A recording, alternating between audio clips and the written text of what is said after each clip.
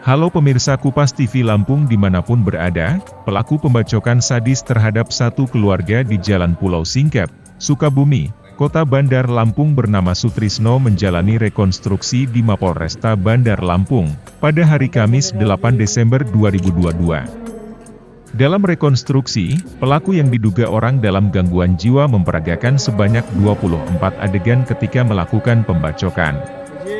Saat dikonfirmasi tim Kupas TV di lokasi rekonstruksi, penasehat hukum pelaku yakni Nurul Hidayah mengatakan, dirinya datang ke Mapolresta Bandar Lampung karena dipanggil penyidik atas permintaan jaksa untuk melakukan rekonstruksi perkara tersebut.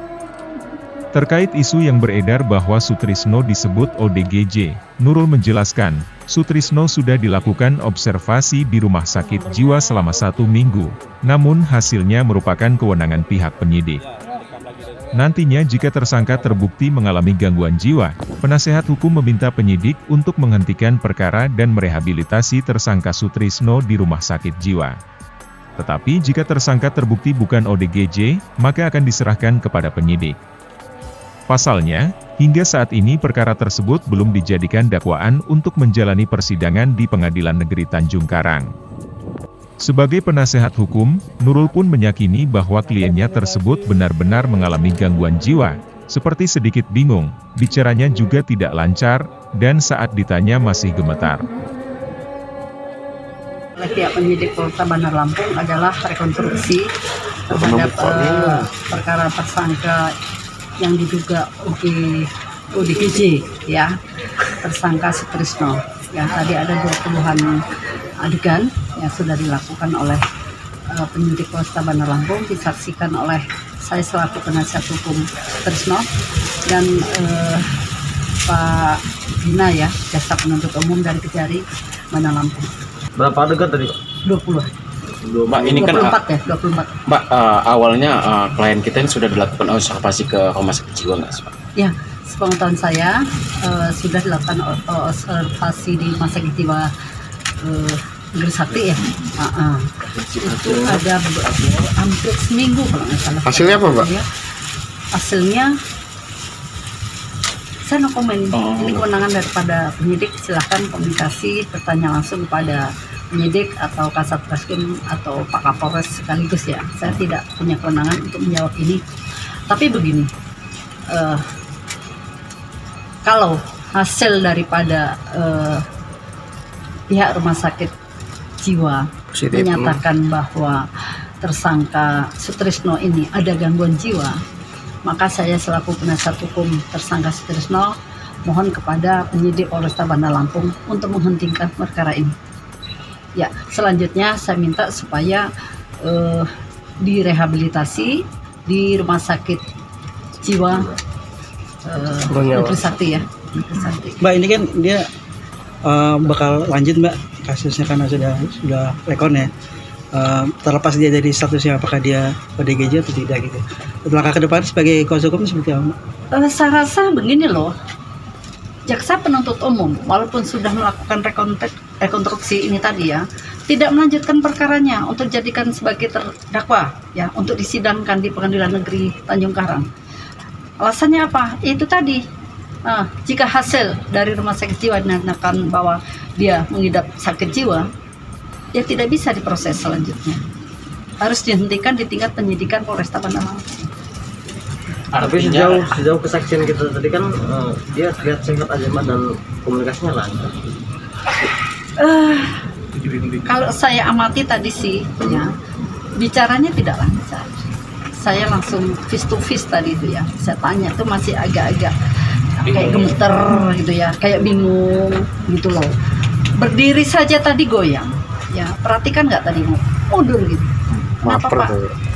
Mbak, Jadi, artinya walaupun sudah rekon kayak gini, belum pasti juga masuk ke persidangan karena persidangan berarti, Mbak. ya, pendapat saya selaku penasihat hukum tersangka Sutrisno, meskipun sudah dilakukan rekonstruksi ini, perkara tidak harus dimajukan ke persidangan. Karena apa? Itu tadi, kalau hasil dari rumah sakit jiwa dinyatakan bahwa tersangka Sutrisno itu mengidap penyakit jiwa, kan tidak bisa diproses secara hukum dalam tingkatan apapun.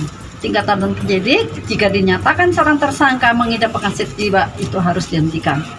Gitu.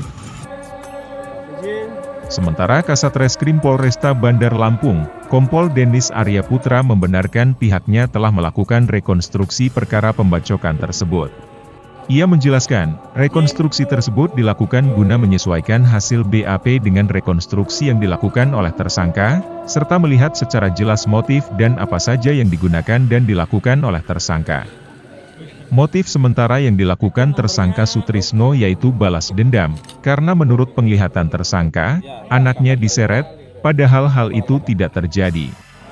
Oleh sebab itu, pihaknya juga melakukan observasi untuk melihat apakah pelaku ODGJ dan penglihatan yang disampaikannya benar atau hanya pengakuan saja. Disinggung terkait hasil observasi tersangka Sutrisno yang diduga ODGJ, Polresta Bandar Lampung akan melakukan observasi lanjutan berdasarkan hasil dari rekonstruksi, di mana ditemukan ada unsur kesengajaan menyiapkan alat yang digunakan untuk tindak pidana tersebut dengan tujuan balas dendam. Sebelumnya, warga Sukabumi Bandar Lampung digegerkan karena adanya satu keluarga dibacok oleh Sutrisno yang diduga ODGJ. Pada hari Minggu 14 Desember 2022. Saat itu, Sutrisno melakukan pembacokan terhadap 5 orang sekaligus, yang terdiri dari 4 orang dewasa dan 1 anak kecil. Akibatnya 2 orang dari kelima korban tersebut meninggal dunia. Nantinya apabila terbukti tidak mengalami gangguan jiwa, maka pelaku Sutrisno akan terancam pasal 338 Junto 351 KUHP tentang pembunuhan dengan ancaman hukuman 15 tahun penjara. Bersama kejaksaan terkait apa yang menjadi berita acara yang dibuat oleh para saksi dan tersangka, kita pastikan perbuatan dia bertahap, memang sesuai dari situ juga kita mendapatkan unsur kesengajaannya, menyiapkan alat yang digunakan, dan untuk sementara motif yang dia lakukan balas dendam, karena menurut pandangannya dia melihat anaknya diseret, tapi itu tidak terjadi.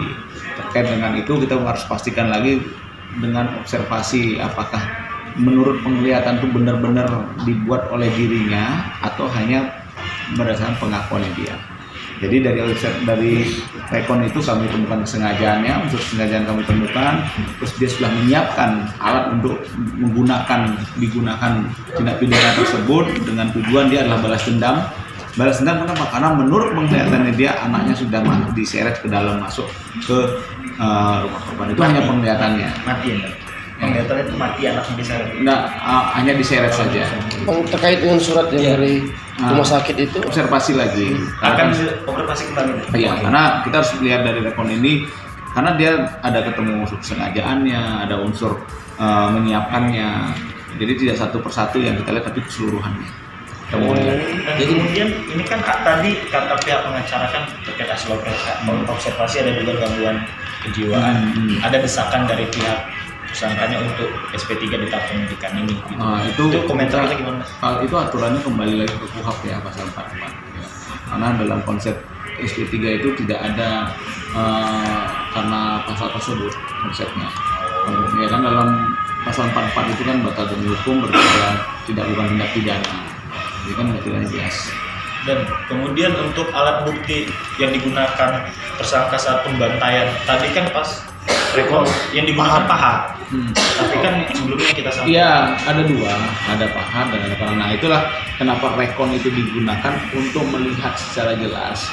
Melihat secara jelas apa saja yang digunakan. Sehingga dari hasil BAP dia dan rekon itu disesuaikan.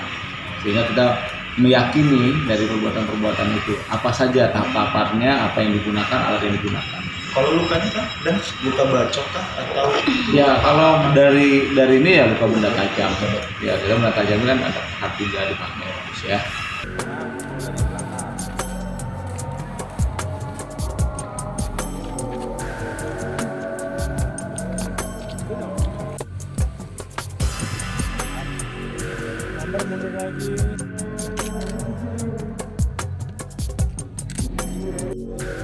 Dari Bandar Lampung, Andrius Martogi, Kupas TV melaporkan.